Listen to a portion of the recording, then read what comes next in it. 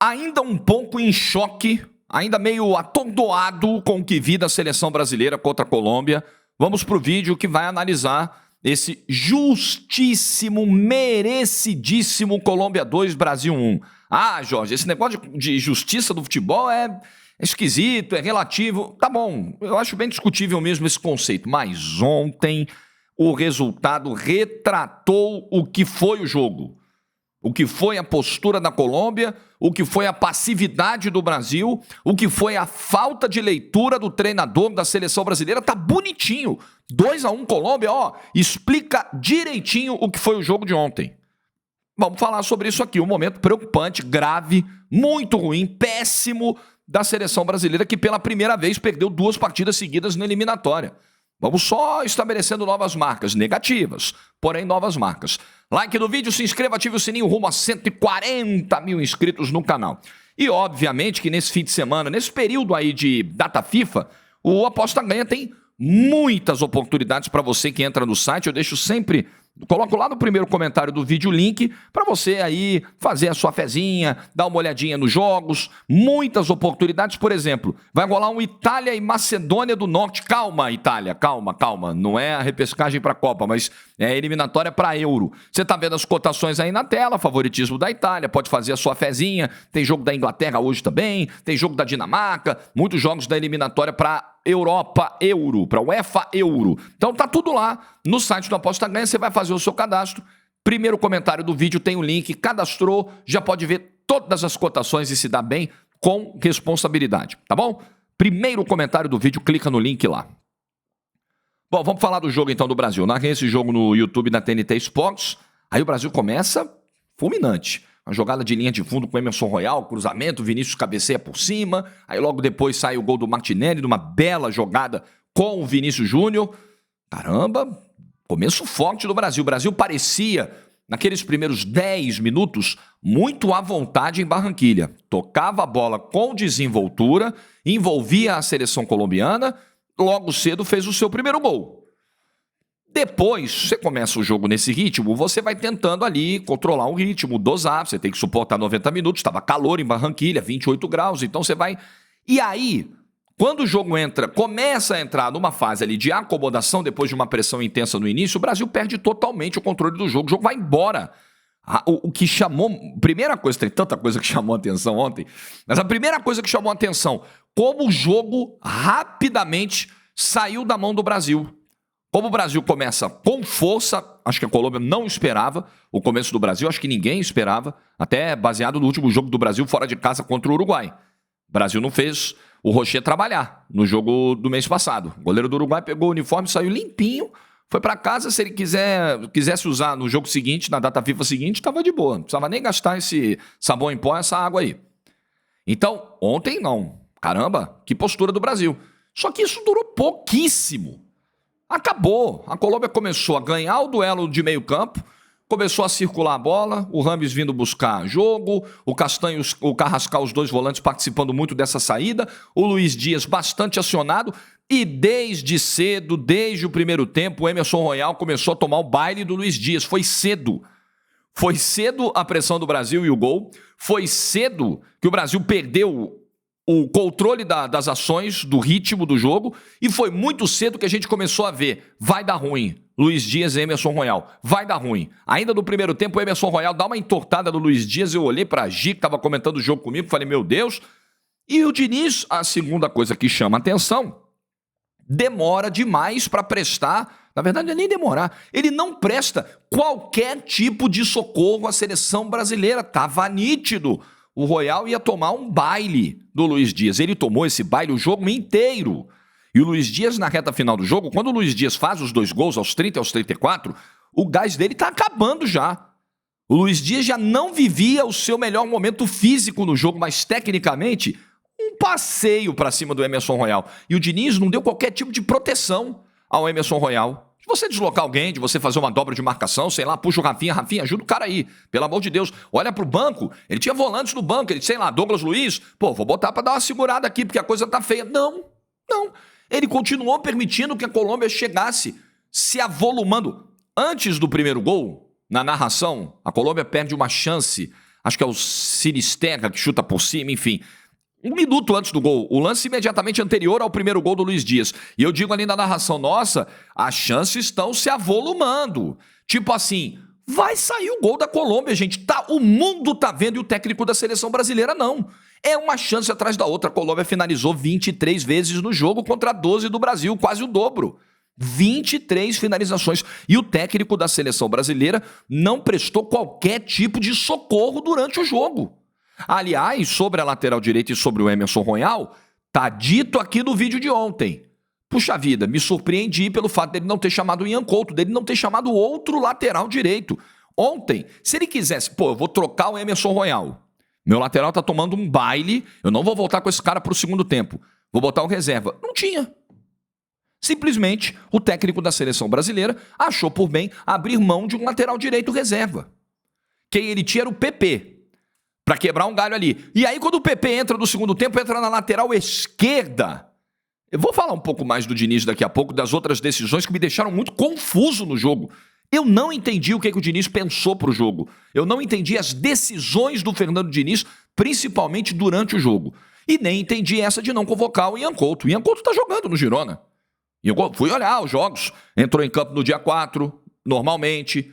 Entrou em campo vindo do banco no dia 11, no último jogo antes da data FIFA. Foi uma decisão do Diniz de não levar o Ian Couto. Mas ele trouxe o Gabriel Jesus machucado. E aí você tenta entender as prioridades e decisões do técnico da seleção brasileira. Não traz um segundo lateral direito, mas traz um atacante machucado, que não vai ter condição de jogar o primeiro jogo, dificilmente vai ter condição de jogar, 10 minutos do segundo jogo no Maracanã. É uma loucura. É uma loucura. Você vai tentar achar coerência nisso? Não vai encontrar. É uma loucura o que fez o Fernando Diniz nessa situação da lateral direita. Aliás, os dois laterais do Brasil, a linha de defesa inteira, tá? Eu acho que na zaga, no sistema defensivo do Brasil, dá pra salvar o Alisson. O Alisson não teve culpa nos gols e fez defesas importantes que garantiram o empate por mais tempo, a vitória por mais tempo, até os 30 do segundo tempo. O Alisson tava segurando a onda. Não teve jeito. Não teve jeito porque a defesa do Brasil perde 2 pelo alto pro Luiz Dias.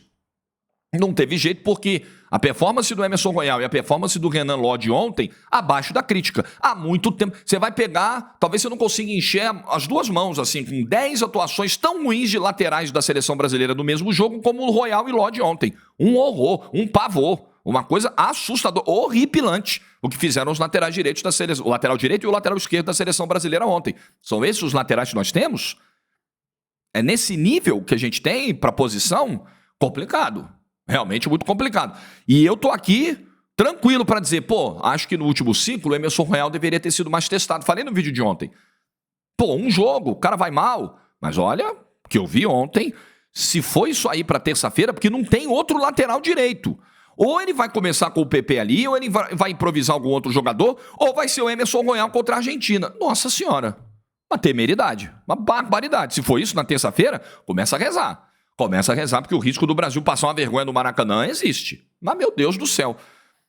Além do Diniz não perceber ou não agir rapidamente ao perceber que as coisas estavam fugindo do controle, principalmente o vareio de bola que o Luiz Dias estava dando no Emerson Royal, você vê algumas coisas, o Martinelli extremamente sacrificado pelo Diniz. Tinha horas que o Martinelli era um volante.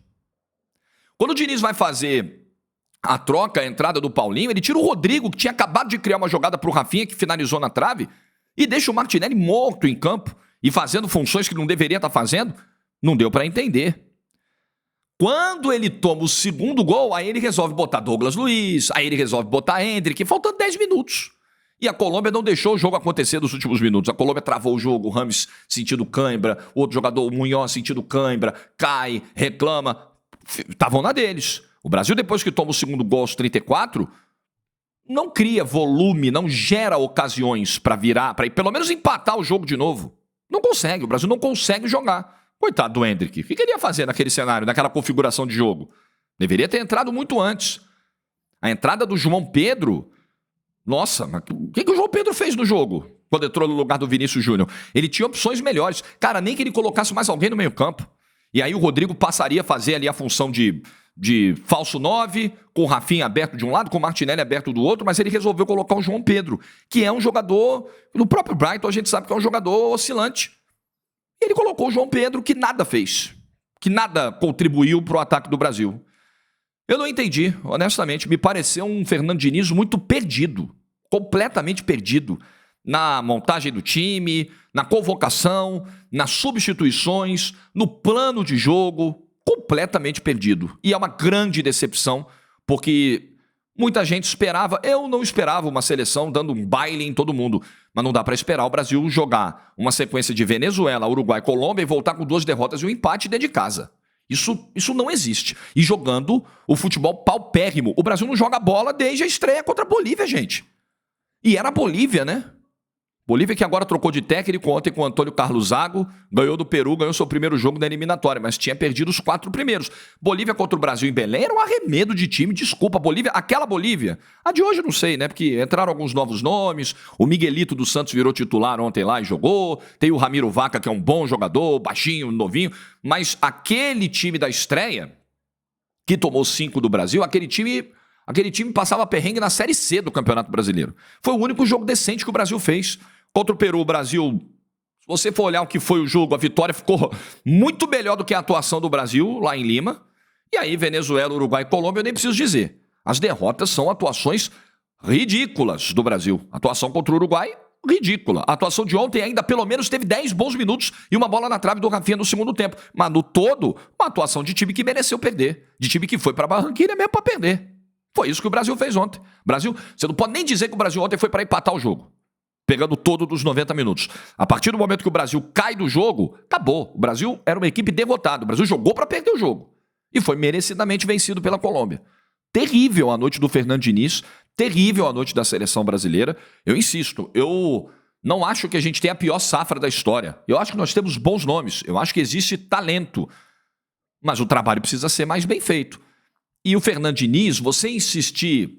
O exemplo do Martinelli eu acho que é um bom exemplo, né? Dessa coisa de você tirar o Martinelli da dele e tentar fazer uma outra função. A realidade de seleção brasileira, ela não dá essa folga, essa liberdade ao Fernando Diniz de trazer o jogador para uma outra faixa do campo. Ele não tem tempo para trabalhar isso, ele tem tempo para fazer isso no clube. Explorar um pouco mais dessa versatilidade do atleta. Isso é algo que o Diniz gosta de fazer. E você trabalhando com um cara o ano inteiro, você treinando o cara toda semana, você consegue aumentar as chances disso dar certo. Como é que você faz isso na seleção? A seleção se reuniu na segunda-feira, treinou na terça, viajou na quarta, jogou na quinta. Aí volta na sexta, treina sábado, domingo, na segunda também, joga na terça-feira e vai todo mundo embora. Acabou. Uma semana para 2 jogos. Não dá tempo de você tentar algo muito diferente do que o jogador costuma fazer no dia a dia. Você não tem uma pausa para a Copa do Mundo, 20, 30 dias para treinar, dá para você trabalhar um pouco mais. Tem uma Copa América ano que vem, não sei como é que vai ser o calendário aí para treinos, mas vai ter um maior espaço de tempo com a seleção reunida. Agora, numa semana de data FIFA, não dá. O Diniz precisa entender a diferença de realidade, seleção e clube. Na seleção ele precisa ganhar tempo, ele precisa otimizar o processo. No clube ele pode fazer algo mais extenso, desde que tenha resultado também. Porque se você não tiver resultado do clube, não adianta que não vai ter tempo. O tempo você ganha ganhando, né? Vencendo jogos. O tempo você ganha vencendo partidas, tendo resultado e levantando troféu. Mais ainda. Não adianta também vencer e não ganhar o título. Aí você é cobrado do Brasil. Ah, Jorge, cruel, né? Também acho. Mas a vida é cruel, né? A vida não é justa. A vida como ela é, né? Posso fazer a melhor narração do mundo. Se eu não der audiência, tchau. Se o público não gostar do que eu faço, pô, Jorge, ótimo, hein? Tecnicamente, nossa, perfeito, maravilhoso. Dos cursos de jornalismo, pô, você vai ser um exemplo. Mas o público não gosta. Não dá audiência, a galera não curte. O que adianta? Não adianta nada. Então você precisa entender o que a profissão te exige. Você precisa estar ali para dar resultado. A empresa te dá o suporte, te dá as condições, te dá o salário e você dá o resultado com a sua performance. Mesma coisa para o treinador de futebol. Um horror o que foi a seleção brasileira ontem contra a Colômbia. Uma coisa muito assustadora. E olha a sequência que vem aí. A Argentina, terça, tomou 2-0 do Uruguai. Se você olhar as circunstâncias das derrotas, a Argentina, no momento que toma o segundo gol do Darwin Núñez no contra-ataque, tá lá, ó, sufocando, martelando o Uruguai na bomboneira. O Brasil não. O Brasil não. O Brasil faz 1-0, joga 10 minutos, para de jogar, a Colômbia toma o controle do jogo, Luiz Dias começa a dar um baile no Emerson Royal, a defesa do Brasil completamente confusa, o Renan Lodge do outro lado também envolvido, e você com a sensação, vai tomar um empate, vai tomar um empate, vai tomar um empate, vai tomar. E o técnico da seleção brasileira fazendo nada, vai tomar um empate, pum, tomou. E o técnico da seleção brasileira, logo após tomar um empate, atordoado. 4 minutos depois, toma virada. Patético. O Brasil foi patético, gente. A seleção, não é que a seleção brasileira apenas esteve numa noite infeliz, ela foi horrorosa. Ela foi risível na Colômbia. Isso precisa ser dito. E para piorar, a lesão do Vinícius Júnior parece ser muscular, a coxa esquerda não é a mesma lesão que ele teve em agosto, que lá ele machucou a coxa direita. E ficou uma pá de jogo fora. Agora foi lesão na coxa esquerda. Para piorar, provavelmente o Vinícius não vai jogar contra a Argentina terça-feira. Aí você olha as opções de ataque, tudo bem que ele convocou 24, ok?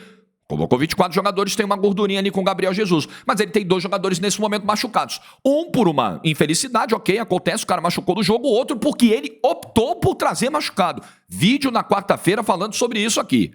Então tudo isso sobre não ter um lateral direito, sobre a temeridade de você convocar e a desnecessidade de você convocar um jogador machucado para vir lá na Inglaterra para você conferir se ele está machucado ou não, tudo isso aqui foi dito no vídeo de ontem e no vídeo de anteontem, para não parecer aqui um casuísmo, comentar em cima do resultado. Então, estou à vontade porque esse tipo de coisa foi apontado e eu, inclusive, disse aqui, estou estranhando as pessoas não falarem disso.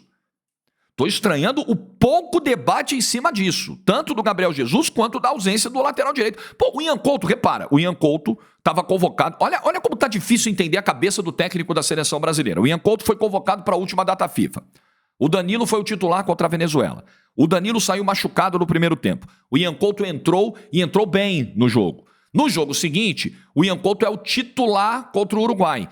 E dentre aquele caos, o Ian Couto se salva, é um dos poucos, falei ontem no vídeo aqui, pô, se você olhar o que foi o jogo com o Uruguai, não dá pra botar tanto na conta do Ian Couto, acho que o Ian Couto fez uma boa data FIFA, na data FIFA seguinte ele não é chamado, mas por quê? Porque ele quer testar um outro lateral direito, ele quer testar 2 novos nomes? Não, ele levou um só, meu Deus do céu, e aí o PP, ele vai quebrar um galho com o PP na direita se precisar no segundo tempo, ele bota o PP na esquerda. Eu não entendi, honestamente, eu não entendi absolutamente nada do que foi feito pelo técnico da seleção brasileira. Não dá para um cara que chega a esse cargo, a gente sabe, o Diniz ainda é um treinador jovem, ele nunca trabalhou em seleção, ele acabou de ganhar um primeiro grande título da carreira que foi a Libertadores, ele ainda vai ter noites ruins, ok, mas um cara que chega à seleção brasileira, mesmo na condição de interino, ele não pode cometer os erros que cometeu em sequência nessa data FIFA. Na convocação, na elaboração do plano e principalmente no decorrer do jogo. Não pode um técnico da seleção brasileira ser tão omisso durante boa parte dos 90 minutos como foi o Fernando Diniz. Era o Fernando Diniz de cara emburrada no campo, era o Fernando Diniz reclamando da arbitragem, tomando amarelo por isso e sem tomar as decisões que deveria tomar para mudar o curso do jogo, para mudar o rumo da partida. Com todo respeito, essa derrota de ontem, a maior parte dessa conta é do técnico da seleção brasileira. Claro, jogadores ali, alguns que você tem que discutir muito a convocação, a presença, a performance. Verdade. A gente pode discutir, eu citei alguns aqui, mas o trabalho do Fernando Diniz ontem na Colômbia, em Barranquilha, beirou o ridículo. E é uma expressão forte, eu não quero aqui ser desrespeitoso com ninguém, mas é análise de trabalho. Não dá para uma seleção brasileira ter um treinador fazendo o que fez ontem. Não dá. É a seleção brasileira. Ele é interino, mas ele está na seleção brasileira. Inacreditável. Vamos ver como chega a moral desse time para terça-feira. A cobrança do Maracanã vai ser pesada. Falei ontem no vídeo. Algumas praças são mais exigentes com a seleção. Então, quando a seleção joga em São Paulo, quando a seleção joga no Rio, a galera não economiza vaia, não. Não é vaiar de graça. Não é vaiar sem motivo. Mas se o time não corresponder, o bicho pega, o ambiente do estádio muda. É um outro perfil de torcedor. Complicadíssimo o panorama para terça-feira. O Brasil precisa se preparar para evitar uma derrota muito feia dentro de casa para a atual campeã do mundo. É o que eu penso. Ontem eu disse, olha, se trouxer um empate, glória a Deus. Vamos ver na terça-feira. Estou preocupado para terça. Honestamente, acho muito preocupante, muito sinal amarelo. E depois da Argentina, em março, acho que eu ia falar disso e me perdi. Aí, para o calendário de seleções, só volta em março, depois do jogo da próxima terça. E aí, em março tem Uruguai, Inglaterra, Espanha. Só isso, hein? A nossa sequência agora é Argentina, terça-feira, em março, Inglaterra e Espanha. Com esse futebol? Pelo amor de Deus, quero nem imaginar, quero nem sofrer por antecipação com esses jogos de março. Já estou pensando no de terça. Vídeo tá feito. O que você acha que foi o pior? Assim, o que mais te assustou nessa noite horripilante da seleção brasileira em Barranquilha? Deixa nos comentários aí. Tá pessimista para terça? Eu tô bem pessimista. Deixa nos comentários, like no vídeo se você ficou até o final. Boa sexta-feira para todo mundo, muito juízo e tchau.